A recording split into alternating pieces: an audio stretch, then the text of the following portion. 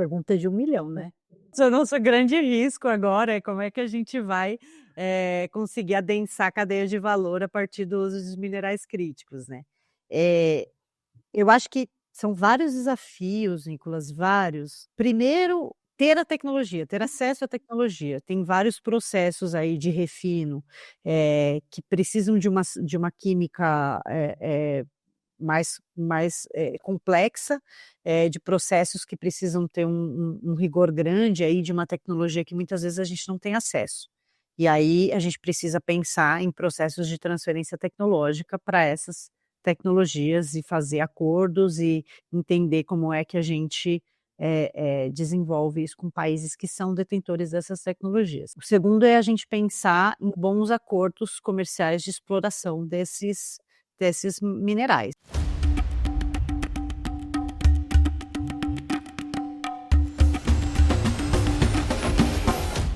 Olá, eu sou a Aline Scherer e esse é o Caminhos da Transição, o podcast que promove diálogos com algumas das principais vozes da transição energética no Brasil e no mundo. Produzido pelo think tank CSB, o Centro de Energia, Finanças e Desenvolvimento, cada episódio aborda soluções capazes de remover os obstáculos, os caminhos para uma nova economia de baixo carbono e prosperidade compartilhada. No episódio de hoje, vamos conversar sobre soluções para o sistema elétrico e a decarbonização da indústria no Brasil. Olá, eu sou Nicolas Lípolis e tenho a satisfação de apresentar a nossa convidada desse episódio. Stefânia Helva, engenheira civil pela Unicamp, com doutorado em sistemas de potência pela Universidade de São Paulo. A Stefânia é diretora de transformação industrial no Instituto EMAS de Transição Energética, que é um think tank independente focado em políticas públicas para descarbonização, eficiência energética e integração de renováveis. Oi, gente, legal, obrigada do convite, prazer estar aqui com vocês. Stefânia, eu fiquei muito perplexa com uma notícia paradoxal que eu li nos últimos meses e quero sua ajuda para entender de forma técnica por que isso acontece e como resolver. As instalações de placas solares no Brasil cresceram 60% nos últimos 2 anos, principalmente em residências e estabelecimentos comerciais. Essa parece ser uma notícia ótima, pelo impacto ambiental muito inferior dessa fonte de energia em comparação com as demais. E pela autonomia também que as pessoas ganham.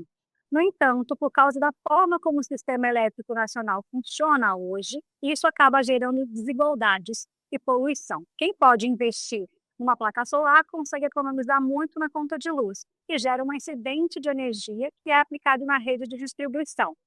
Mesmo assim, o operador nacional do sistema contrata mais termoelétricas para manter a estabilidade. E tudo isso acaba encarecendo a conta de luz de todas as outras pessoas. Por que isso acontece e como levar essa energia que sobra, por exemplo, para quem ainda não tem acesso à eletricidade no Brasil?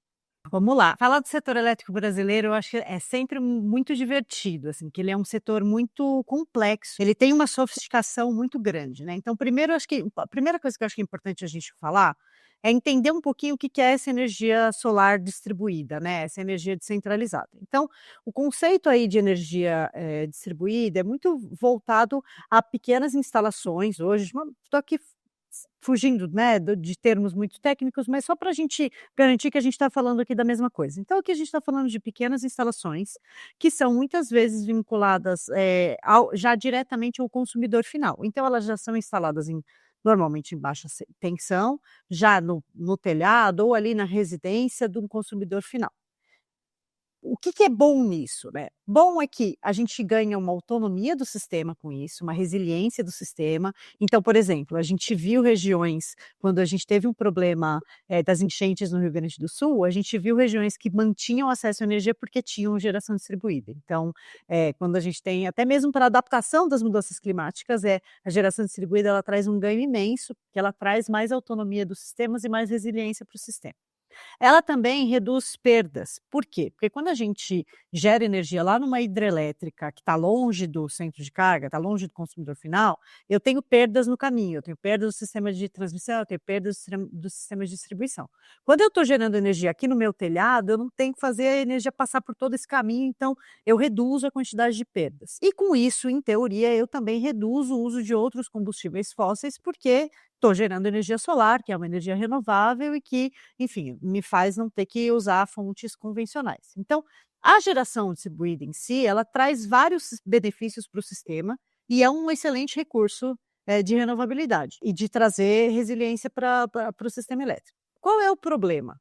O problema é que a gente teve um aumento, um avanço dessas instalações muito grande num espaço de tempo muito curto. E a regulação desse sistema a partir dessa mudança estrutural, ela leva um certo tempo, o que pode gerar algumas distorções de mercado e distorções de operação.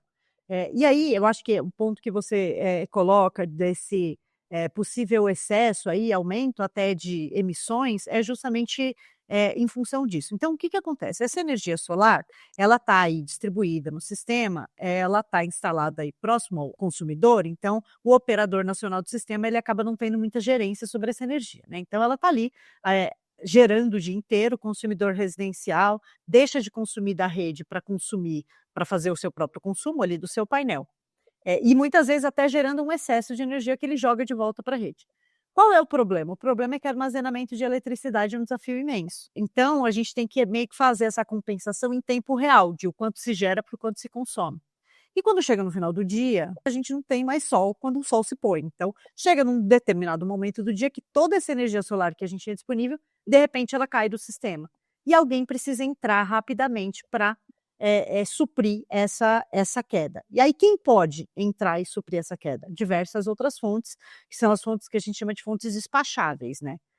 Hidrelétricas são uma delas, a gente tem térmicas a biomassa, que também, a depender da térmica, pode entrar, e as térmicas a combustíveis fósseis.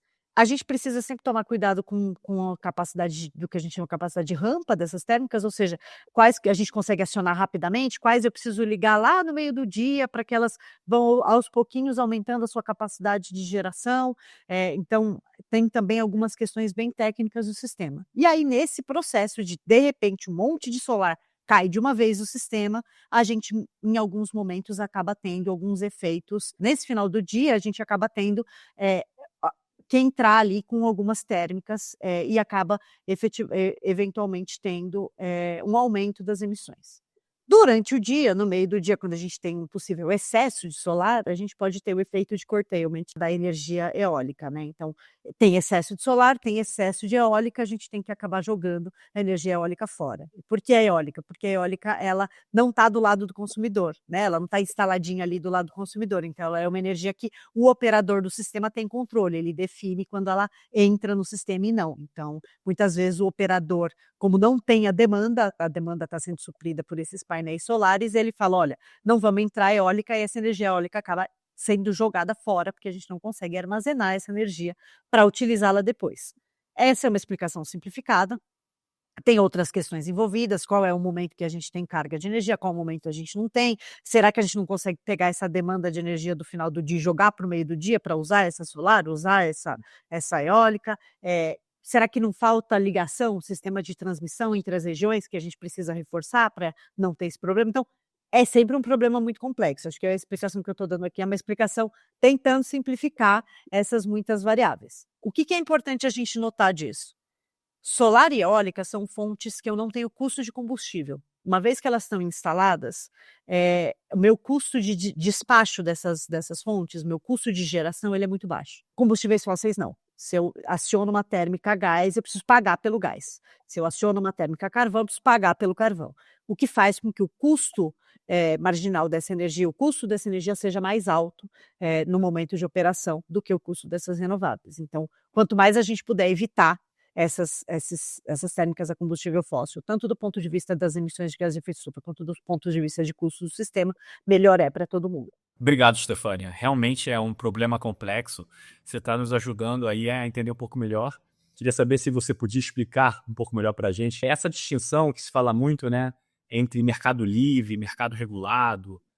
Como que isso tudo funciona? Em relação aos ambientes de contratação, né, ambiente regulado, ambiente de contratação livre, o que a gente percebe é que esse é um movimento que aconteceu desde a década sei lá, no Brasil, principalmente ali na década de 90, internacionalmente até antes disso, a gente teve um movimento de desverticalização e privatização dos setores elétricos, né, com a diversificação da entrada de atores, né.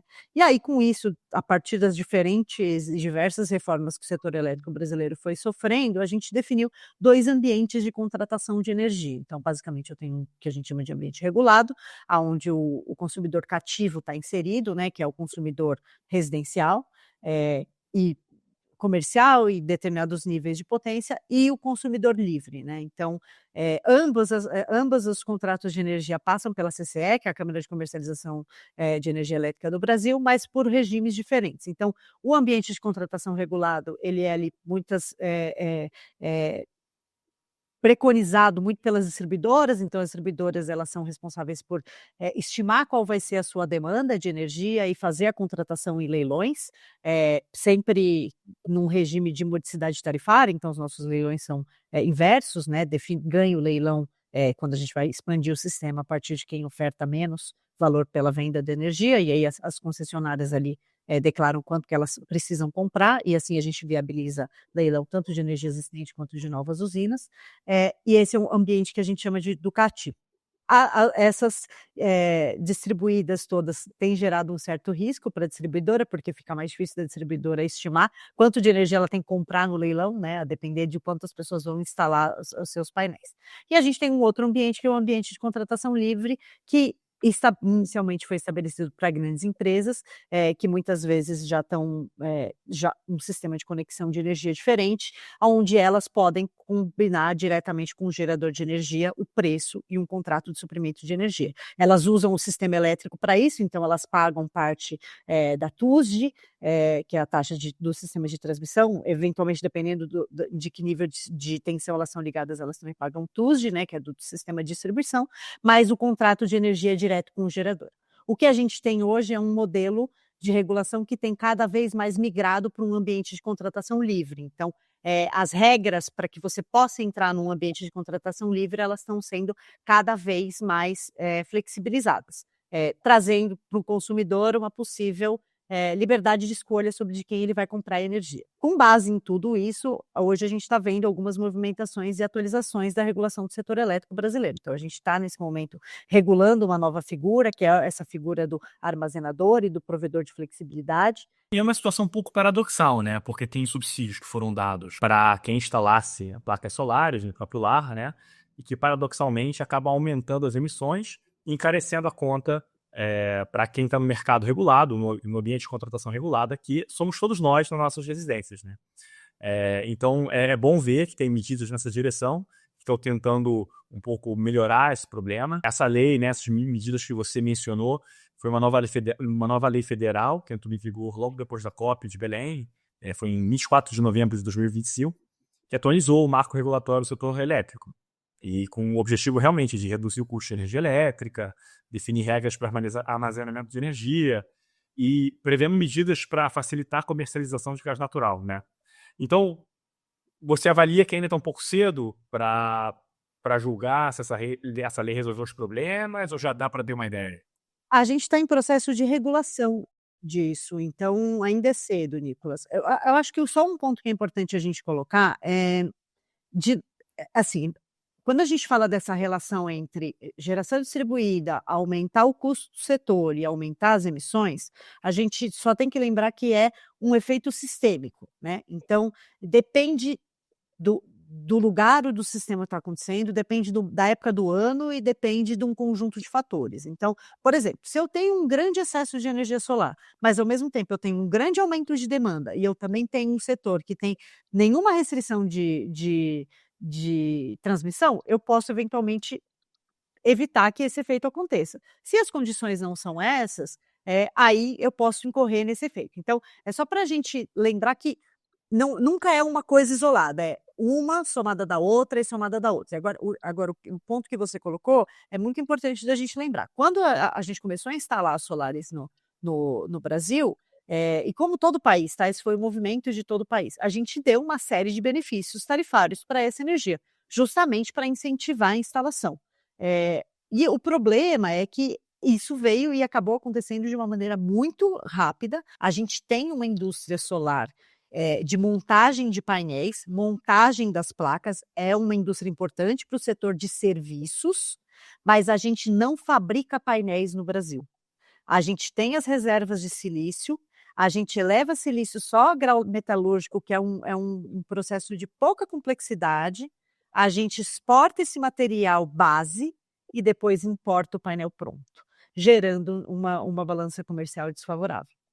Em contraposição, a gente tem uma indústria eólica no Brasil, que produz os aerogeradores aqui, que produz as pás aqui, que gera emprego aqui de indústria, que hoje não tem demanda, porque, a demanda de energia não está crescendo e qualquer mínimo demanda tem sido engolido por esse processo da solar. Então, se a gente pensar em modelo de desenvolvimento econômico, pela maneira como está regulado, pode gerar distorções no sistema.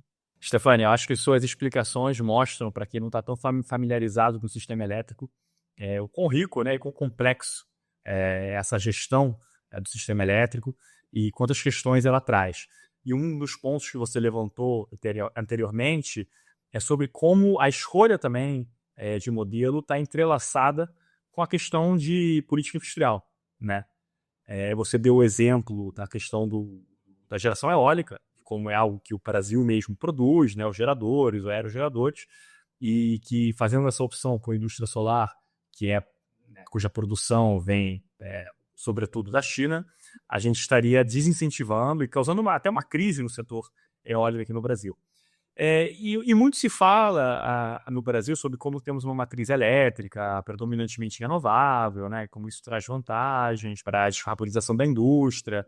E um dos pontos que vocês têm levantado, que tanto a questão da geração eólica quanto a questão da renovabilidade da matriz elétrica brasileira trazem, o quanto as soluções para a descarbonização da indústria têm que ser específicas para as condições, né, de operação do sistema elétrico, do sistema energético brasileiro. Então, a gente teria interesse um pouco de entender melhor quais as principais propostas, com base no estudo, que vocês do EMAIS têm trazido para pensar a descarbonização da indústria. Eu gosto muito quando a gente conecta o sistema de indústria do Brasil com o sistema elétrico brasileiro, né? Acho que só um ponto importante quando a gente fala dessa relação entre a indústria solar, né, ser nacional ou não, e a indústria eólica ser, e que a gente acaba privilegiando uma em detrimento da outra. O que eu adoraria ver é a gente ter uma indústria nacional de solar. Então, para mim, esse é o melhor dos mundos, assim, que a gente tem um aumento de demanda de energia elétrica, que a gente instale o quanto painel a gente quiser e que a gente instale quanto eólica a gente quiser e que a gente produza as duas aqui dentro. Então, e aí é que eu acho que entra. Eu vi agora um dado de que ano passado a gente deixou de usar cerca de 20% da energia solar e eólica que a gente poderia usar. É muito desperdício. E por restrições de sistema, por questões de como a gente opera o sistema e por principalmente restrição de demanda, porque não tem demanda. Se tivesse demanda, a gente não teria esse problema, né? Então, de novo, é sempre uma combinação desses muitos fatores aqui. E aí, essa é uma das coisas, né? A gente teve essa iniciativa, acho que lançada na COP, Triple Renewables and Double Efficiency, que é triplicar as renováveis e dobrar a eficiência. No Brasil, hoje, a gente opera o sistema com 90% de renováveis no setor elétrico. Então, o grande ponto é exatamente esse, é triplicar a demanda. E aí que eu acho que entra um desses lugares que é a descarbonização industrial, né? Então, a gente tem uma indústria no Brasil que já se beneficia desse setor com 90% de renováveis. Esse benefício muitas vezes não é traduzido em ganhos reais de produto, né? Então não existe uma bonificação pelos produtos estarem sendo produzidos a partir de uso de uma eletricidade renovável. Esse é um primeiro ponto. Então, como é que a gente coloca esse tipo de ganho ambiental na equação do preço do produto final e consegue capitalizar a partir disso? Então esse acho que é o primeiro ponto. Um segundo ponto é, como é que eu eletrifico ou descarbonizo o que ainda não está eletrificado e não está descarbonizado? E aí lembrando que eletrificação é uma das possibilidades de descarbonizar a indústria, não é a única. A gente tem indústria que é mais fácil de eletrificar, tem outras que são mais difíceis e a gente precisa pensar em outros caminhos. Um dos caminhos das difíceis de eletrificar é via uso de hidrogênio e ele, por sua vez, muito provavelmente vai precisar de eletricidade para ser produzido, né? Então, aí a eletricidade entra via hidrogênio. Uma outra solução, a depender da indústria, são biocombustíveis, biomassas e afins, né? E bioinsumos, a gente tem chamado, nem sempre é via fonte energética, é também insumo. Isso principalmente para as indústrias que a gente está falando, indústrias existentes que ainda não estão descarbonizadas. Essa meta global de triplicar as energias renováveis enquanto se dobra a eficiência energética até 2030 foi definida na COP28 de Dubai, em 2023. Stefania, quero te perguntar sobre power shoring, essa estratégia de localizar a indústria em regiões com fontes de energia e distribuição de eletricidade abundante, barata, estável e renovável. A gente já tem exemplos bem-sucedidos no Brasil. Qual que é o potencial desse mercado? E ele funciona também para aumentar a competitividade do Brasil com relação a outros países, aos nossos vizinhos, por exemplo? O potencial é imenso, a gente vê alguns processos já sendo iniciados nessa lógica e começando para algumas indústrias específicas, a gente tem algumas boas perspectivas. A ideia do power shoring é justamente de entender que eu preciso descarbonizar a indústria global. Descarbonizar a indústria custa caro e é difícil do ponto de vista tecnológico. Quando a gente fala de descarbonizar a indústria, só para trazer uma concretude um pouco disso, a gente está falando de que hoje um industrial que usa carvão, ele tem que passar a usar hidrogênio, tá? Então, eu falo de combustível sólido que vira um combustível gasoso, que tem um risco imenso de explodir, que eu não tenho gasoduto que chega, que eu ainda não domino a tecnologia, que eu não sei se eu vou verticalizar essa produção, eu vou produzir o hidrogênio ou eu vou comprar da rede? Esse hidrogênio entra como CAPEX ou como OPEX? Eu não tenho nem modelo de negócio ainda. Aí depois entra no fato de que, por exemplo, não, eu vou eletrificar aqui o meu processo, hoje eu uso um autoforno. Ótimo, eu não posso ligar um autoforno na tomada, não tem por onde, o autoforno é um forno que funciona a combustão, então eu preciso trocar o forno. Aí se eu troco o forno, eu preciso trocar o fornecedor. Se eu troco o fornecedor, também vou precisar treinar o meu funcionário. Eu tenho que trocar tudo, basicamente, né? Eu tenho que, às vezes, repensar o meu sítio industrial. E aí, uma coisa que acho que muitas pessoas não sabem, muitas vezes o produto que eu produzo, ele também é diferente. Ele não é o mesmo produto. Então, quando a gente fala de um aço com baixo carbono, ele tem condições materiais mesmo diferentes de um aço convencional, a depender da rota de produção. O cimento é a mesma coisa. Um cimento com baixo clinker, né, com menos emissões, ele tem um tempo de cura maior. Então, são produtos diferentes, que talvez eu precise de mercados diferentes. Ou seja, que eu estou falando para esse cara, muda o seu modelo de negócio inteirinho. Tudo que você está acostumado a fazer, agora você vai ter que fazer tudo diferente. Tudo isso gera um custo imenso. Então, o máximo que a gente conseguir reduzir esses custos vai ser importante para que a gente consiga fazer essa transição. Nesse processo, talvez uma parte importante seja, olha, tem uma parte aqui da minha cadeia que é a parte que eu mais emito, que eu mais preciso de energia. Então, talvez faça sentido pegar essa etapa e jogar ela para perto da onde eu tenho energia barata. Essa é a premissa do power shoring, né? Então, tentar pegar etapas críticas da cadeia de produção e trazê-las para próximo das fontes de energia, de modo a ganhar eficiência do ponto de vista de emissões, ganhar eficiência do ponto de vista econômico e resiliência de cadeia. Porque eu não estou falando para trazer a cadeia inteira para cá. Então, vamos pegar uma parte, vamos trazer para cá, e aí a gente desverticaliza as cadeias e amplifica esses parceiros para que a gente consiga criar cadeias mais resilientes ao redor do mundo. A teoria é ótima, eu já imagino pessoas escutando isso e falando, mas e o custo do Brasil? A teoria é maravilhosa, mas não dá para instalar nada no Brasil, porque custa. Olha a taxa de juros. Realmente, é um problema que a gente vai ter que resolver. Eu não tenho nenhuma solução milagrosa para isso. O que eu digo a gente precisa pensar em mecanismos, em meios, de entender como é que a gente classifica um projeto como bankable. O que é um projeto bankable? Quais são os critérios que definem bankable? Se a gente está falando do desenvolvimento de um greenfield em um país em desenvolvimento, e se a gente entende que isso é responsabilidade de acordos internacionais, porque não é um problema que só o Brasil tem que resolver, como é que a gente pode pensar em soluções tanto de mercado, de diminuir o risco das compras, da demanda, como é que a gente cria clube de compra para esses projetos, contratos de compras públicas entre países, e como é que a gente cria facilitações aduaneiras, alfandegárias, como é que a gente combina bancos internacionais e blended finance para reduzir esses mecanismos de riscos. A gente precisa pensar numa cesta de soluções financeiras que, integradas, ajudem a gente a reduzir os custos, não só os custos de energia, mas os custos financeiros desse tipo de movimento. Banco acabou, quer dizer, confiável o suficiente para receber investimento dos bancos. Você falou antes das termoelétricas, a biomassa. Isso está acontecendo no Brasil? É viável? Ela tem uma eficiência energética? Hoje no Brasil, 8% da geração de energia elétrica é via térmicas a biomassa. 8% é coisa pra caramba. Solar e eólica juntas são tipo uns 15%. É muita coisa. A biomassa tem um papel importantíssimo no setor elétrico brasileiro. Como é que isso funciona? Principalmente via uso de bagaço de cana. Então, o que a gente faz, a gente pega o bagaço, queima em caldeira, gera vapor e aí a partir disso gera eletricidade. É um processo que a gente chama de cogeração. Então, parte dessa energia é utilizada para o suprimento das próprias usinas, as usinas sucroalcooeiras, e o que sobra, o excedente, eles vendem pro grid, eles vendem para o sistema, e aí com isso ajudam bastante a regularizar. E ele é principalmente forte na região sudeste, em função da grande produção de etanol. Isso é uma coisa super legal dos biocombustíveis e biomassas e afins no Brasil, né? Se a gente pega a cadeia da cana, meu primeiro emprego foi nessa indústria, né? A gente tem, com a cana, a gente gera o álcool, a gente gera o açúcar, e aí o bagaço a gente queima.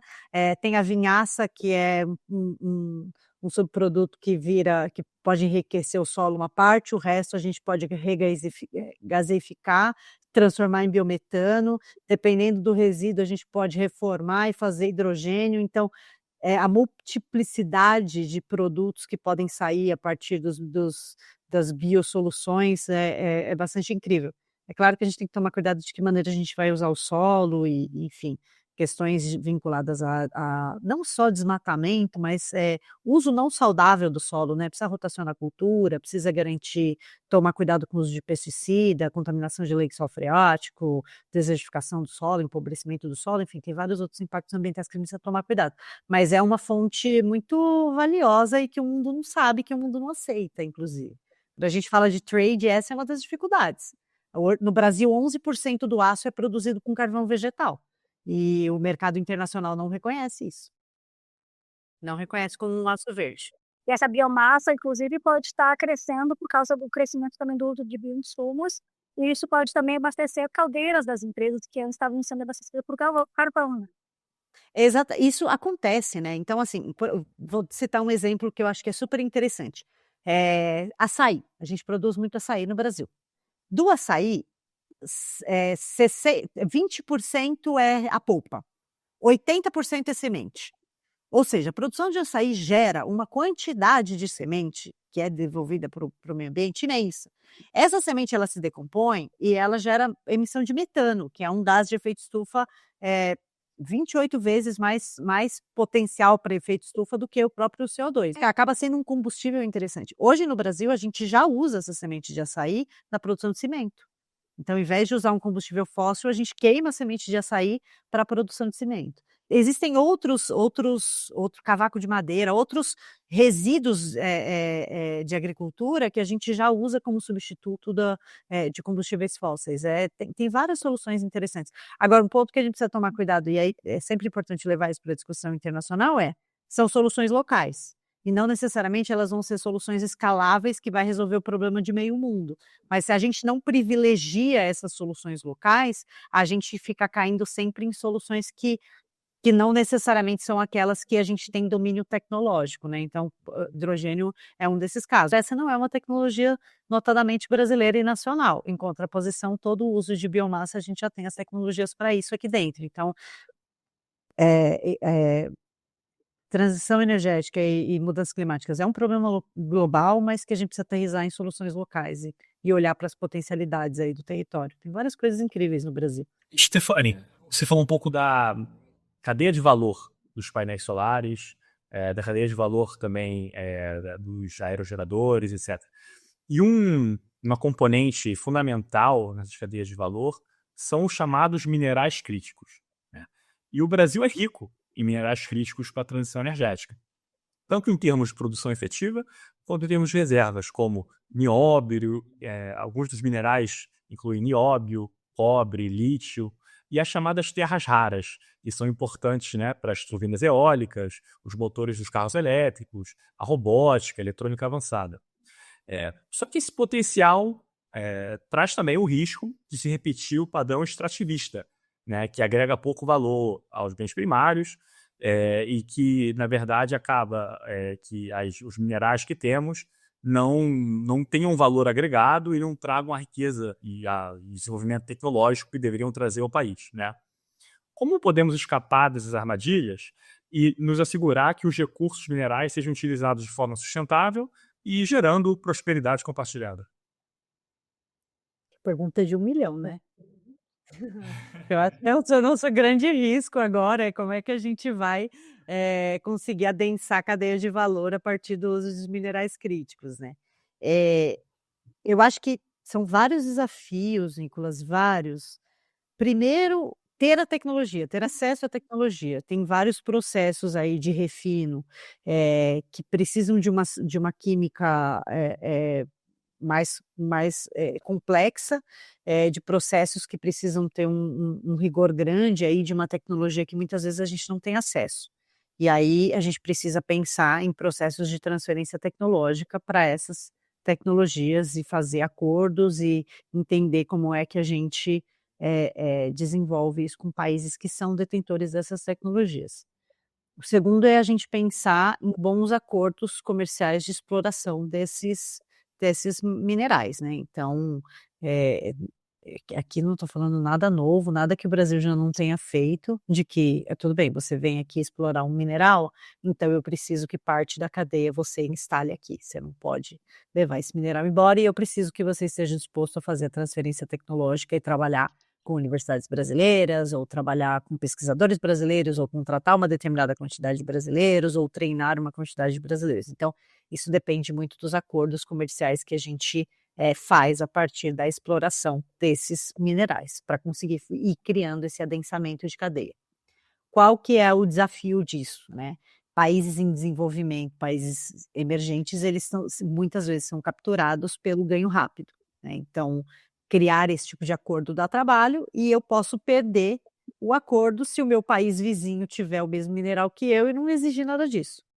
E aí, ou ele começa a exigir menos e aí a gente tem né, a gente cai num leilão de quem dá menos aqui e aí, né, leva-se mais. Então esse é um problema do sul global de uma maneira geral. Como é que a gente evita isso, né? Criando boas cooperações entre o sul global. Então, tentar levar esses acordos para um ambiente mais multilateral ou plurilateral e tentar escapar de acordos mais predatórios bilaterais, não todo acordo bilateral é predatório, pelo amor de Deus, não é isso que eu estou falando, mas se a gente consegue levar isso para um fórum de discussão multilateral, onde a gente cria regras comum a todos, onde países diferentes se comprometem com aquelas regras para não cair nesse lugar do ganho rápido, a gente tende a evitar que esse tipo de coisa aconteça. Então, diplomacia. E aí a gente precisa de diplomacia para fazer esses combinados nesses fóruns internacionais e dentro de casa fazer uma boa lição de roadmaps de adensamento de cadeia produtiva e de acordos para aumento da complexidade econômica a partir desses acordos de exploração. Inclusive, pessoal, a gente tem um episódio que fala sobre diplomacia energética. Eu convido vocês para assistir. É só acessar caminhosdatransição.com.br. E aí um outro ponto importantíssimo que a gente precisa trabalhar com minerais críticos são as salvaguardas. Então a gente tem os impactos das barragens de mineração, lixiviação, contaminação do solo, contaminação dos lençóis freáticos, atividades que, se não forem bem analisadas e reguladas, podem culminar em trabalho análogo ao escravo, à escravidão. Então, muitas questões de salvaguardas ambientais que a gente precisa cuidar. A gente tem um termo que a gente gosta de lembrar aqui, de que a gente precisa tomar cuidado para não cair no túnel do carbono. Túnel do carbono é aquilo que você olha assim, você só vê carbono. Ah, não emite, é ótimo. Se não emitir, gás de efeito estufa, tá ótimo. E não é bem assim. Então a gente não pode cair nessa armadilha de achar que tudo que não emite CO2 é sustentável, não necessariamente. A gente precisa olhar todos esses outros elementos de salvaguarda para conseguir evoluir com um bom uso desses minerais no Brasil.